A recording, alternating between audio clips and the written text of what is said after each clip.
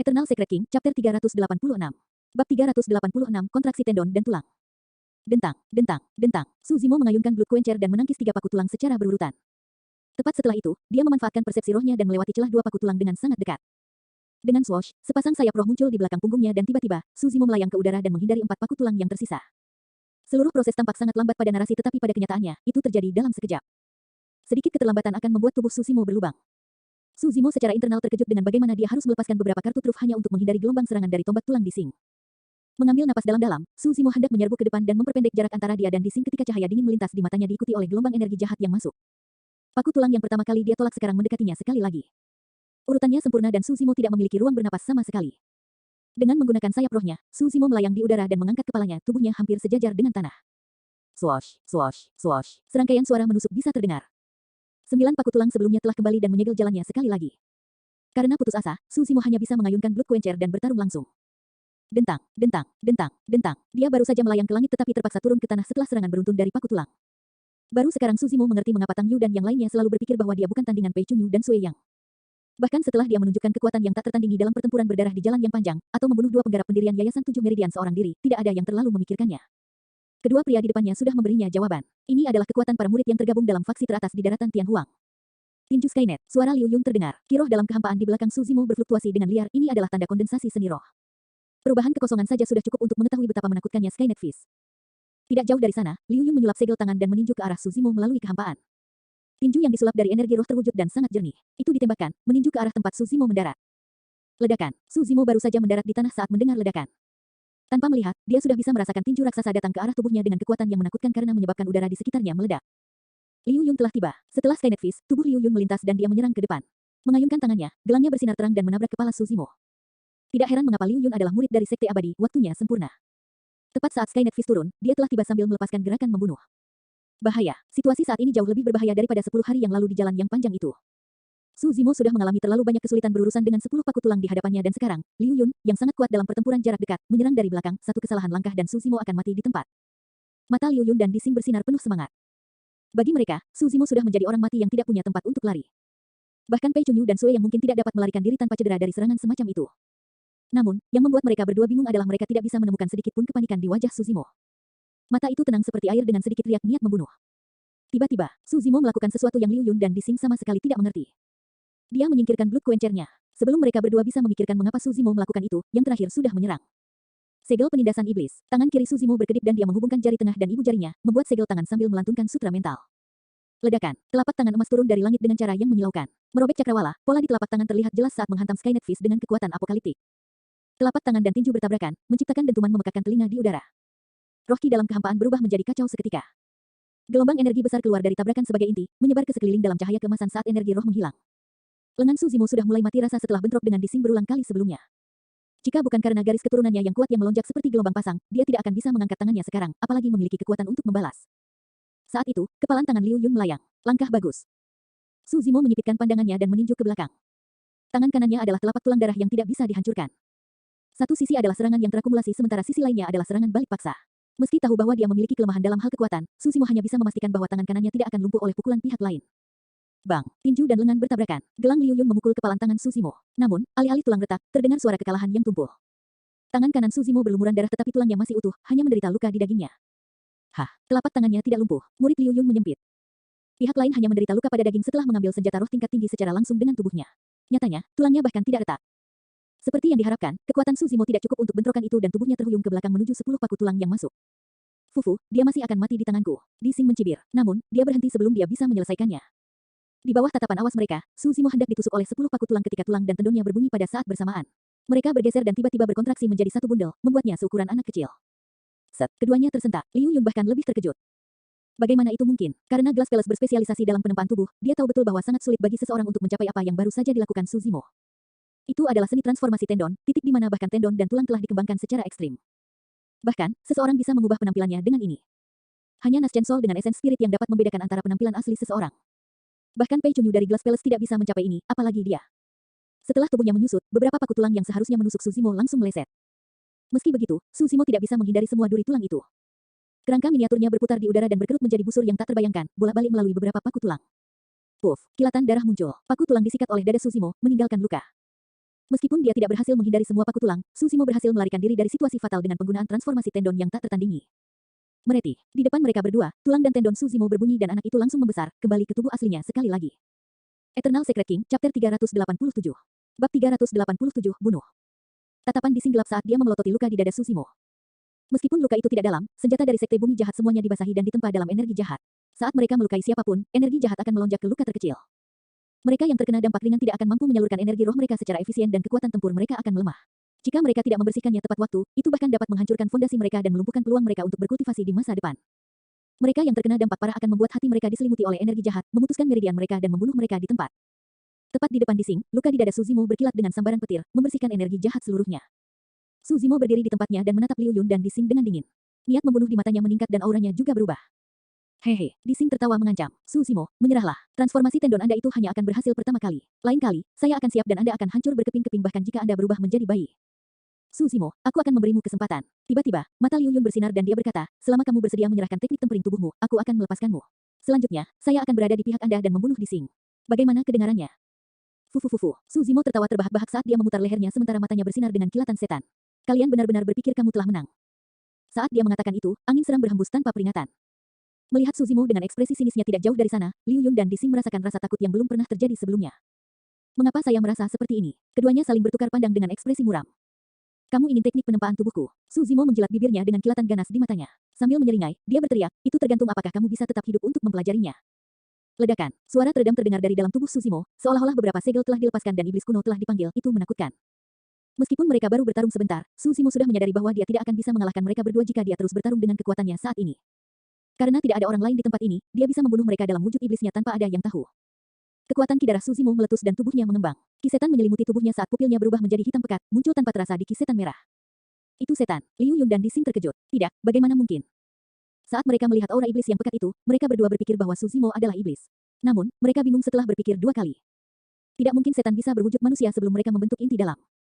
Bagaimana itu mungkin? Selain itu, Suzimo dengan jelas telah membuka 8 meridian yang hanya dimiliki manusia, bagaimana dia bisa menjadi iblis? Segala sesuatu sebelum mereka benar-benar tidak dapat dijelaskan. Sebenarnya, bahkan Nascent Souls atau Void Reversions tidak akan bisa menjelaskan hal ini, apalagi mereka berdua. Biasanya, manusia dan setan memiliki jalan yang berbeda. Bahasa mereka berbeda, begitu pula struktur tubuh, teknik dan metode kultivasi mereka. Bahkan harimau dan macan tutul yang paling dekat dengan ras iblis memiliki teknik kultivasi yang berbeda, apalagi manusia dan iblis. Teknik kultivasi, garis keturunan, dan yang lainnya berbeda antara kedua ras. Jika Suzimo adalah manusia, bagaimana dengan ki setan yang datang darinya? Kekayaan ki iblis itu tidak lebih lemah dari binatang buas berdarah murni. Dalam momen linglung Liu Yun dan Dising, Suzimo bergeser dan tiba di hadapan Liu Yun dalam sekejap mata. Serangkaian bayangan muncul di belakang Suzimo, bertahan lama.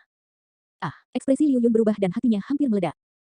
Suzimo terlalu mengesankan dan menakutkan. Menerjang dengan aura yang mencekik itu, dia bahkan lebih liar daripada binatang buas di zaman kuno dengan ki darahnya yang melonjak dan niat membunuh yang dingin. Liu Yun tidak punya waktu untuk merenungkan dan mengaktifkan garis keturunannya, mengaduk energi roh dengan marah saat gelangnya bersinar dengan cahaya roh yang menyilaukan. Aku tidak peduli monster macam apa kamu, mati saja. Liu Yun berteriak dan menyalurkan energinya secara maksimal. Pembuluh darah di lehernya menyembul keluar saat dia mengayunkan tangannya, menghantam kepala Suzimo dengan keras. Itu bukan lengan. Dengan augmentasi skill rahasia Glass Palace, lengannya diselimuti lapisan kilau. Dengan dukungan senjata roh bermutu tinggi di atasnya, itu adalah cambuk baja setebal lengan. Suzimo tidak mengelak atau mundur. Matanya bersinar terang dengan kilatan keras saat dia mengulurkan tangannya dan menyambut serangan itu. Dengan bunyi gedebuk, lengan Suzimo terayun keluar, menyerupai belalai gajah yang lemas dan lemah. Saat kedua lengan bersentuhan, lengan Suzimo melingkar dan bergetar. Kilau misterius di tangan Liu Yun menghilang seketika. Retakan, retakan, retakan. Bahkan dengan perlindungan gelangnya, lengan Liu Yun berkerut dengan tulang di dalamnya hancur. Semua pecahan tulang menusuk keluar dari dagingnya dengan cara yang mengerikan dan berlumuran darah. Ah, Liu Yun menjerit tragis saat wajahnya memudar. Setelah mengambil wujud iblis, kekuatan Suzimo tidak hanya meningkat dari semburan ki darahnya, dia bahkan melepaskan jurus pembunuhan klasik mistik dari 12 raja iblis dari alam liar besar. Swosh, swosh, swosh. Embusan angin bertiup di belakang kepala Suzimo, menghasilkan rasa sakit yang menyengat. Dia tidak perlu melihat untuk mengetahui bahwa Dising pasti telah menyerang. Sambil mencibir, Suzimo bergegas tanpa henti sama sekali setelah melumpuhkan lengan Liu Yun. Liu Yun menggertakkan giginya dan keringat dingin mengucur dari kepalanya. Selama dia bisa memblokir Suzimo sejenak, 10 paku tulang Dising akan segera turun dan menjebak Suzimo di dalamnya. Pada saat itu, dia akan dapat melarikan diri. Sebagai langkah terakhir, Liu Yun menekan sekali lagi. Kekuatan Suzimo bukan satu-satunya hal yang meningkat setelah dia mengambil wujud iblisnya, kecepatannya juga meningkat. Alih-alih melambat, Suzimo malah mempercepat dan tubuhnya meringkuk menjadi bola spiral. Lututnya tampak dalam posisi berlutut dan nyaris menghindari pukulan Liu Yun. Seolah-olah dia menopang buah persik abadi dengan tangannya, Suzimo tiba di depan Liu Yun dan tiba-tiba mendorong kedua telapak tangannya ke atas ke dagu Liu Yun. Patah. Seketika, kepala Liu Yun terlempar ke belakang, rahangnya hancur dan tenggorokannya tersentak di tempat dia tidak lagi bernapas. Dising tersentak saat melihat itu. Tidak ada yang bisa membayangkan bahwa penggarap pendirian Yayasan Tujuh Meridian dari Glass Palace yang dikenal karena fisiknya yang besar akan mati dalam satu putaran pertempuran jarak dekat. Cahaya dingin merobek udara saat 10 paku tulang mengejar tanpa henti. Awalnya, mereka seharusnya mendarat di punggung Suzimo. Namun, tubuh Suzimo jatuh rata ke tanah dan dia meluncur ke depan, seperti anakonda di rerumputan saat dia menyerbu ke arah Dising. Kali ini, dia menghindari 9 paku tulang sepenuhnya. Puff, puff, puff. 9 paku tulang malah menusuk tubuh Liu Yun. Paku tulang yang tersisa akan mengenai kepala Suzimo ketika yang terakhir mengulurkan tangan kanannya dan membiarkannya menembus telapak tangannya. Itu tidak bisa menembus. Paku senjata roh tingkat tertinggi tidak bisa menembus tangan kanan Suzimo. Di saat linglung Dising, penglihatannya kabur dan sesosok tubuh tinggi berdiri dari tanah, menghalangi pandangannya. Itu terlalu cepat. Siapapun dalam jarak 10 kaki akan mati seketika. Dising merasa hatinya tenggelam. Saat berikutnya, Ki Iblis Merah mengerikan bergemuruh dan menelan Dising di dalamnya. Eternal Secret King, Chapter 388. Bab 388, Kehancuran Abadi. Sesaat kemudian, Ki Setan Merah yang mengerikan menghilang, mengungkapkan dua sosok. Mata Dising membelalak ketakutan saat 5 lubang berlumuran darah muncul di bagian atas kepalanya, mengalirkan darah, dia sudah mati. Dengan mengangkat bahu, tendon dan tulang Suzimo berbunyi dan tubuh raksasa itu kembali normal seketika. Setelah berganti menjadi jubah hijau baru, Suzimo mengambil tas penyimpanan di pinggang kedua pria itu. Dia membandingkan mereka sebelum melaju ke depan. Laut Roh Gunung Saber berjarak sekitar 2 hingga 3 hari dari kota Suantian dengan berjalan kaki. Sepanjang jalan, Suzimo memeriksa tas penyimpanan Liu Yu dan Dising. Awalnya, dia berpikir bahwa akan lebih baik jika dia bisa menemukan teknik senjata dari Sekte Bumi Jahat yang bisa menggunakan 10 paku tulang itu. Dia bisa mengolahnya dan menggunakannya pada pedang terbangnya. Dengan begitu, dia tidak hanya bisa menyulap formasi pedang, tapi juga meledak dengan kekuatan membunuh yang luar biasa dengan teknik senjata itu. Yang membuatnya kecewa, dia tidak menemukan apapun yang berharga di dalam tas penyimpanan mereka. Namun, Suzimo dapat memahami logika di baliknya. Teknik senjata dari Malevolent Earthsect jelas merupakan keterampilan rahasia, tidak mungkin dimasukkan ke dalam tas penyimpanan begitu saja. Itu sama untuk 3 keterampilan rahasia Ethereal Peak. Bahkan Golden Core tidak diizinkan untuk membawa keterampilan rahasia bersama mereka, apalagi Suzimo dan yang lainnya. Meskipun dia berhasil membunuh murid dari Sekte Super, Sekte Tanah Jahat dan Istana Kaca, dalam pertempuran ini, Suzimo telah melakukan refleksi diri. Sementara dia telah melalui pertempuran yang tak terhitung jumlahnya sejak dia mulai berkultivasi, dia jarang bertarung dengan murid dari Sekte Super ini. Satu-satunya waktu adalah jauh di bawah tanah. 1 lawan 5, Suzimo bahkan berhasil mengalahkan 5 ahli waris iblis dari Sekte Iblis. Pertempuran itu menciptakan kesan yang salah baginya bahwa bahkan Sekte Iblis hanyalah standar itu. Dalam hal itu, tidak ada yang perlu ditakutkan tentang Sekte Abadi dan Biara Buddha. Terlebih lagi, dalam beberapa tahun terakhir, Suzimo tidak pernah merasakan kegagalan dalam level yang sama dan bahkan berhasil membunuh lawan di atas levelnya. Dalam pengetahuan pertempurannya, dia merasa bahwa dia dapat menggunakan teknik gerakannya untuk memperpendek jarak antara lawan-lawannya dan membunuh mereka bahkan jika alam kultivasi mereka lebih tinggi dari miliknya. Namun, pertempuran ini membangunkan Suzimo dan membuatnya rendah hati. Lawan yang benar-benar kuat dapat membatasi gerakan dan tindakannya hanya dengan memanfaatkan teknik senjata yang brilian. Bahkan, mereka bisa memaksanya untuk tidak punya tempat bersembunyi, apalagi mendekat. 10 paku tulang Dising cepat, kuat, dan memiliki sudut tajam. Serangan mereka cair seperti air tanpa penundaan di antara mereka. Suzimo hampir tidak bisa menghadapinya, apalagi mendekati untuk membunuh lawannya. Itulah aspek menakutkan dan kuat dari Ki Refinement Cultivator. Kebanyakan pembudidaya memang lemah secara fisik dan akan mati jika binatang iblis mendekati mereka, itu adalah fakta. Namun, pembudidaya dapat menggunakan berbagai seni roh dan senjata untuk membatasi gerakan binatang iblis. Kultivator tempur tubuh dan penggarap Ki Refinement memiliki kelebihan dan kekurangan mereka sendiri. Yang lebih kuat dari keduanya akan bergantung pada pihak mana yang memiliki keunggulan lebih kuat. Ambil pertempuran sebelumnya misalnya, Suzimo tidak bisa menghadapi serangan dari 10 paku tulang hanya dengan mengaktifkan garis keturunannya. Namun, setelah dia mengambil bentuk iblis dan meledak dengan kidarahnya, kekuatan dan kecepatannya dinaikkan 1 tingkat, memperbesar keuntungannya sebagai kultivator tempur tubuh dan memungkinkan dia untuk mendekat dan membunuh lawannya. Dising dan Liu Yu sudah cukup untuk menimbulkan masalah bagi Suzimo. Jika dia berurusan dengan Pei Chunyu dan Sui Yang, segalanya akan menjadi lebih sulit. Selanjutnya, Glass Palace dan Malevolent Earthsect hanyalah bagian dari Sekte Abadi dan Iblis. Ada total 9 Sekte Abadi, 7 Sekte Iblis, dan 6 Biara Buddha. Semua sekte kuno itu memiliki fondasi yang kuat dan keterampilan rahasia yang tak terhitung jumlahnya.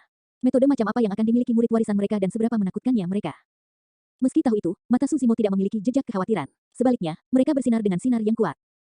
Di permukaan, dia telah berkelana jauh ke medan perang kuno untuk Meridian Unlocking Elixir yang sempurna. Namun, jauh di lubuk hatinya, Suzimo ingin menyaksikan para murid dari sekte super ini. Dia ingin bertempur di seluruh dunia. Jauh di dalam tulangnya, ada kebanggaan yang tidak membuatnya lebih lemah dari yang lain. Berkat stamina dan fisiknya yang kuat, Suzimo melakukan perjalanan siang dan malam tanpa istirahat. Bahkan di malam hari, dia tidak keberatan. Dengan memancarkan ki iblisnya yang sangat besar saat bepergian, beberapa binatang iblis berani mendekatinya. 2 hari kemudian, Suzimo melambat secara bertahap dan melihat ke cakrawala yang jauh dengan keterkejutan yang dalam di matanya. Dia belum pernah melihat laut roh Gunung Sabre yang legendaris sebelumnya. Namun, begitu dia tiba di tempat ini, dia sudah tahu bahwa gunung dan laut di hadapannya adalah lokasi yang tepat. Bahkan sebelum dia tiba, Suzimo bisa mendengar gemuruh laut yang memancar dan menyegarkan pikiran seseorang. Aura lembab bertiup di wajahnya. Aura itu bukan hanya udara lembab, itu adalah ki roh lembab yang kaya dan murni. Mungkinkah lautan tak terbatas di hadapanku seluruhnya terdiri dari roh ki? Suzimo merasa terkejut ketika pikiran itu terlintas di benaknya. Saat itu, suara pakaian yang berkibar di udara terdengar. Beberapa pembudidaya tiba dan percakapan mereka menarik perhatian Suzimo. Laut roh Gunung Sabre adalah tempat suci bagi para pembudidaya pedang seperti kita. Bahkan jika kita tidak bisa mendapatkan warisan Kaisar Sabre, kita harus mengunjunginya.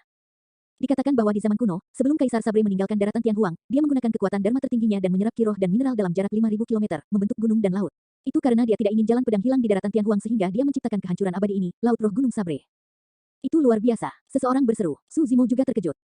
Kecakapan macam apa yang dimiliki seseorang untuk mengumpulkan ki dan mineral untuk membentuk laut dan gunung dengan jentikan tangan. Itu sebanding dengan membawa gunung yang membakar langit agar hujan membentuk lautan. Hal yang paling menakutkan adalah bahwa lautan roh ini diciptakan bertahun-tahun yang lalu di zaman kuno. Pasir waktu menghapus sekte besar yang tak terhitung jumlahnya di zaman kuno tanpa meninggalkan jejak. Namun, keruntuhan ini masih utuh tanpa ada tanda-tanda mengering.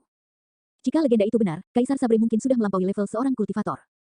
Selalu ada pepatah di dunia kultivasi bahwa di ujung jalan, seseorang akan menjadi legenda abadi dari kekosongan halus, menjadi tua dengan telinga dan mata yang tak putus-putusnya. Namun, tidak ada yang bisa memberikan jawaban pasti, apakah ada yang benar-benar abadi atau tidak. Tetapi bagi Suzimo, bahkan metode legenda yang abadi pun tidak berarti apa-apa. Sekarang dia ada di sini, Laut Roh Gunung Sabre membawa dampak yang lebih besar bagi Suzimo. Ada terumbu gelap yang tak terhitung jumlahnya di dekat pantai. Untuk beberapa alasan, terumbu ditutupi dengan bekas senjata tajam, tergores dengan cara yang mengejutkan. Air pasang menderu-deru dengan aura yang agung, menerjang pantai dan menciptakan gelombang seperti salju. Di cakrawala laut ada gunung yang menjulang ke awan. Bentuk gunung itu menyerupai pedang panjang yang ditancapkan ke laut. Dengan bilah yang ramping dan terjal, gagangnya tersembunyi di awan, nyaris tak terlihat. Ini adalah Laut Roh Gunung Sabre. Eternal Secret King, Chapter 389. Bab 389, memang, kamu telah datang. Pedang berkuasa di daratan Tianhuang dan hanya ada sedikit pembudidaya pedang murni, apalagi di medan perang kuno. Meskipun kehancuran ditinggalkan oleh Kaisar Sabre, tidak banyak pembudidaya yang berkumpul di sini, hanya beberapa ribu orang berkumpul di sepanjang garis pantai. Hal yang aneh adalah sebagian besar pembudidaya berdiri jauh dari pantai, tampaknya takut dengan lautan roh saat mereka menunjuk dalam diskusi yang hening. Karena dia memiliki pengetahuan terbatas tentang Laut Roh Gunung Sabre, Suzimo datang ke samping kerumunan dan mendengarkan dengan saksama. Metode Kaisar Sabre luar biasa untuk bisa memadatkan ki ke laut. Saya yakin manfaat berkultivasi di lautan roh ini pasti sangat besar. Di tengah kerumunan, seorang kultivator kurus bergumam dalam-dalam dengan mata cerah. Fufu, betapa bodohnya. Saat dia mengatakan itu, orang banyak mulai mengejeknya. Orang yang pertama kali berbicara tersipu dan menjulurkan lehernya, menyangkal, apa yang saya katakan salah. Roh ki di dalam lautan roh sangat kaya dan murni. Namun, ia memiliki saber ki yang tak terbatas dan sangat tajam. Anda harus menerima baptisan saber ki saat Anda memasuki lautan roh. Dengan tubuh mungilmu, kemungkinan besar kamu akan meledak beberapa langkah ke lautan roh. Hehe, ada banyak sekali elit yang telah terkubur di lautan roh ini sepanjang sejarah. Anda dapat mencoba masuk jika Anda tidak takut mati. Suzimo tercerahkan. Inilah alasan mengapa ada bekas senjata tajam di terumbu karang. Itu karena lautan roh mengandung saber ki yang tak ada habisnya dan pembudidaya dengan fisik yang lemah tidak dapat menanganinya sama sekali. Jika mereka berdiri terlalu dekat dengan pantai, seseorang mungkin tidak dapat melarikan diri jika gelombang besar menerjang dan menelan mereka. Seorang kultivator berkata dengan suara yang dalam, ini adalah ujian yang ditinggalkan oleh Kaisar Sabre. Seseorang harus menyeberangi lautan roh dan mendaki gunung pedang jika mereka ingin mendapatkan warisannya. Suzimo melihat ke kejauhan, gunung pedang berdiri tegak di ujung lautan roh, benar-benar jauh dan tak terjangkau. Itu mudah. Kultivator kurus menunjuk ke gunung pedang dan menyatakan dengan bangga, kita bisa menunggangi pedang terbang kita. Meskipun gunung pedang itu jauh, tidak mungkin kita tidak bisa mencapainya sebelum malam tiba. Hahaha. Kerumunan tertawa sekali lagi. Seseorang menggelengkan kepalanya. Jika ujian yang ditinggalkan oleh Kaisar Sabre begitu sederhana, tidak akan ada satu orang pun yang menerima warisannya dari zaman kuno sampai sekarang, kan? Sebelum dia selesai, seorang kultivator datang dari jauh, tampak bersemangat. Memanggil pedang roh dari tas penyimpanannya, orang itu melompat ke atasnya dan menyalurkan energi roh sebelum berteriak pelan, pergilah. Fiu, dia berubah menjadi seberkas cahaya dan melintasi lautan roh, terbang menuju gunung pedang. Sebagian besar pembudidaya di kerumunan memiliki ekspresi mengejek dan menyeringai dingin, seolah menunggu untuk melihat lelucon. Suzimo tahu bahwa segala sesuatunya mungkin tidak sesederhana itu. Sebelum dia bisa menyelesaikan pikirannya, orang itu membeku di udara di atas lautan roh dan berhenti sejenak sebelum jatuh. Tidak peduli bagaimana orang itu berjuang menyalurkan energi roh di udara, itu sia-sia. Dia ditelan oleh gelombang bahkan sebelum dia jatuh ke laut roh. Dia melayang di lautan roh dan sesekali berteriak sebelum menghilang setelah beberapa saat. Permukaan air berlumuran darah yang secara bertahap tersapu oleh ombak yang bergelombang. Kultivator kurus yang pertama kali menyatakan bahwa dia ingin mengendarai pedang terbang yang melintasi lautan roh menjadi pucat saat keringat mengalir dari dahinya saat dia bernapas dengan tergesa-gesa. Suzimo juga diam-diam terkejut. Laut roh benar-benar ingin membunuh. Itu menjelaskan mengapa tidak ada yang mencoba menyeberangi lautan roh meskipun ribuan pembudidaya berdiri di sini. Seorang pembudidaya di samping menjelaskan, terbang dilarang di langit di atas lautan roh. Bahkan jika Anda berhasil memasukinya, Anda tetap akan jatuh ke dalam air. Kamu hanya meminta masalah mencoba membuat trik di hadapan seorang kaisar, orang lain mencibir. Kultivator kurus menenangkan diri dan bertanya lagi setelah beberapa saat, dalam hal ini, hanya murid dari sekte super temper tubuh seperti Glass Palace dan Overlord Palace yang dapat menyeberangi lautan roh. Tidak masalah dari sekte mana kamu berasal. Kultivator lain menjelaskan, hanya pembudidaya pedang yang memenuhi syarat untuk menyeberangi lautan roh. Kultivator lain manapun akan dicacah sampai mati oleh saber ki jika mereka mencoba untuk melewatinya dengan paksa. Itu benar. Saya mendengar bahwa di masa lalu, paragon dari sekte pedang mencoba menyeberangi lautan roh untuk menantang otoritas Kaisar Sabre. Bahkan sebelum dia mencapai 100 meter, dia diiris oleh pedang ki dan dikubur di dalam lautan roh. Dengan itu, Suzimo memiliki pemahaman yang kasar terhadap Laut Roh Gunung Sabre. Pertama, seseorang tidak bisa terbang. Kedua, seseorang harus menjadi pembudidaya pedang. Ketiga, hanya mereka yang memiliki fisik yang cukup kuat untuk menahan baptisan saber ki yang dapat menyeberangi lautan roh dan lulus ujian Kaisar Saber. Kalau begitu, dia mungkin benar-benar bisa mencobanya. Saat itu, tatapan Suzimo beralih ke karang hitam gelap di tepi pantai. Seorang pria berjubah berwarna darah duduk di sana dengan pedang panjang ditempatkan secara horizontal di atas lututnya. Matanya terpejam dan rambut hitamnya yang basah kuyup bergoyang santai menutupi wajahnya. Dari ribuan pembudidaya, pria ini adalah satu-satunya yang berani duduk di karang di tepi pantai terlepas dari ombaknya. Meskipun pakaiannya sudah lama basah kuyup, dia sepertinya tidak menyadari fakta itu. Ada lebih dari 10 mayat di belakang orang ini, beberapa dari mereka jelas baru saja meninggal belum lama ini. Ketika dia melihat tampilan belakang orang itu, Susimo merasa seperti pernah melihat pria ini di suatu tempat sebelumnya tetapi tidak dapat mengingat di mana. Setelah merenung sejenak, dia melihat seorang kultivator di sampingnya dan bertanya dengan lembut, siapa kultivator berjubah darah itu? Itu karakter yang biadab. Kultivator berbisik dengan hati-hati, apakah kamu melihat mayat-mayat di belakangnya? Mereka adalah para pembudidaya yang ingin menyeberangi lautan roh. Namun, mereka memilih untuk memulai terlalu dekat dengannya dan dibunuh olehnya. Hanya karena itu, Suzimo sedikit mengernyitkan alisnya. Jika itu satu-satunya alasan mengapa pria ini melakukan pembantaian, dia jelas bukan hanya biadab. Kultivator mengerutkan bibirnya dan berkata, pewaris iblis Sekte Zenith tidak membutuhkan alasan untuk membunuh. Itu dia. Jantung Suzimo berdetak kencang. Penggarap di samping melanjutkan, ada kemungkinan besar dia akan menyeberangi lautan roh dan mendapatkan warisan. Saya mendengar bahwa kultivator yang berhasil mendapatkan warisan Kaisar Sabre 1000 tahun yang lalu juga berasal dari Sekte Zenith. Tiba-tiba, kultivator berjubah darah yang duduk di karang dengan mata tertutup berdiri dan berbalik perlahan, melihat ke arah Suzimo. Seorang ahli tingkat atas seperti itu pasti akan merasakan sesuatu jika seseorang menatapnya untuk waktu yang lama. Terlebih lagi, pada saat itu, kondisi mental Suzimo sedikit berfluktuasi dan bahkan ada sedikit permusuhan di matanya.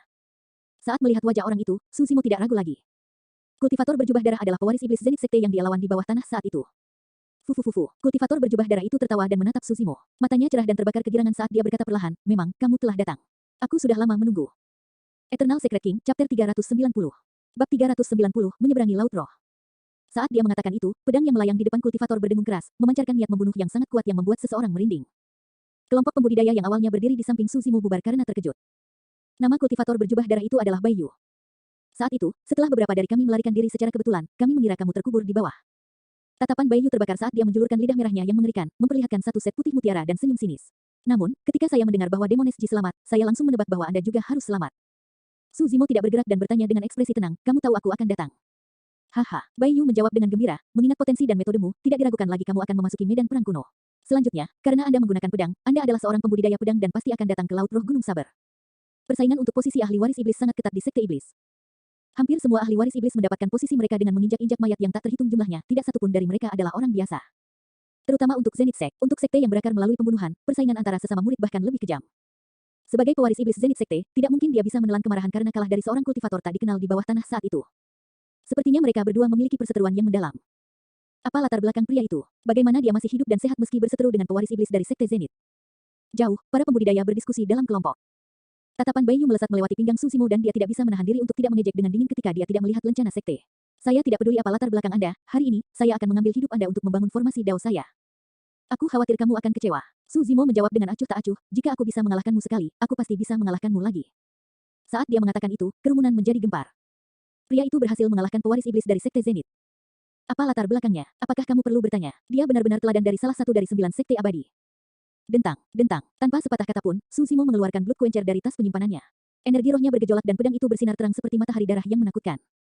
5 pola sempurna dengan ki darah yang deras. Bau darah yang dipancarkan oleh Baiyu sangat mirip dengan aura Baiyu. Pedang bagus, pedang bagus. Mata Baiyu berbinar dan dia tertawa terbahak-bahak. Pedang itu praktis dibuat khusus untukku. Kamu pikir kamu layak untuk itu? Suzimo menjawab dengan acuh tak acuh. Blood Quencher disempurnakan olehnya secara pribadi. Tepat ketika dia akan gagal, dia memasukkan garis keturunannya untuk memadatkan pola roh kelima, menyelesaikannya. Garis keturunan Suzimo digunakan untuk mengembangkan Mystic Classic of the 12 Demon Kings of the Great Wilderness dan Void Thunder Manual dan itu memiliki esensi ras naga. Selain dia, tidak ada seorang pun di dunia ini yang layak menggunakannya. Menyebarkan Divine Stick Plating, Suzimo menerjang ke depan sebelum melepaskan Plow Heaven Stride. Dia mendarat di karang di depan Baiyu dan berhenti. Ledakan, terumbu karang meledak, Blood Quencher turun dari langit dan pancaran darahnya meledak, menelan Baiyu di dalamnya. Hah, dia hanya di pendirian Yayasan 5 Meridian. Penggarap pendirian Yayasan 5 Meridian benar-benar menantang pewaris iblis dari Sekte Zenith. Bagaimana dia bisa bertahan sampai titik ini dengan alam kultivasinya yang rendah? Gelombang keterkejutan dan keheranan bisa terdengar dari kerumunan. Dentang, Baiyu tidak mundur atau menghindar. Dia menyangga pedang kelas tertingginya dengan kedua tangan dan membalas dengan tebasan backhand.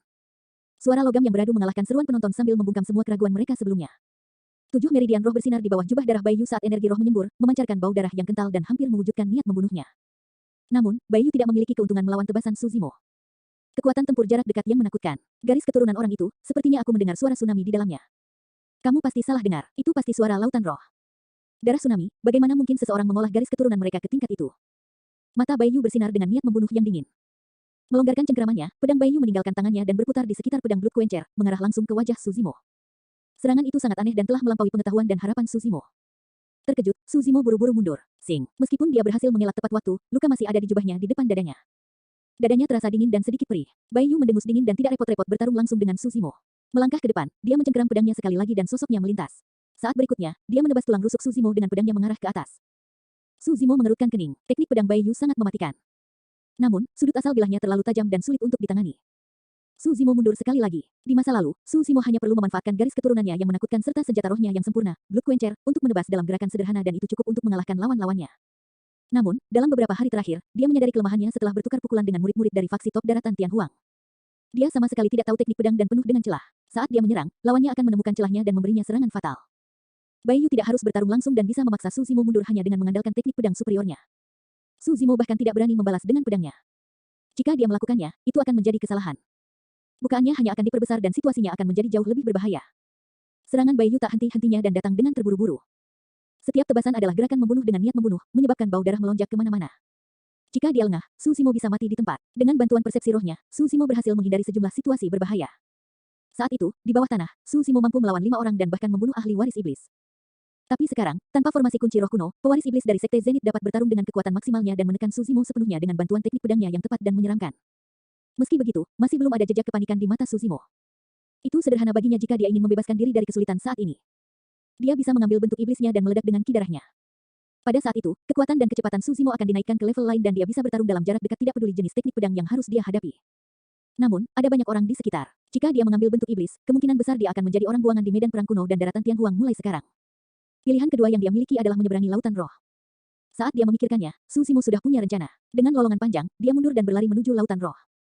Apa? Pria itu ingin menyeberangi lautan roh. Apakah dia memiliki keinginan mati? Sekarang setelah dia marah, tidak mungkin Bai Yu akan melepaskan Su Zimo saat dia berteriak, tidak ada tempat bagimu untuk lari. Satu demi satu, keduanya muncul di atas lautan roh dalam sekejap.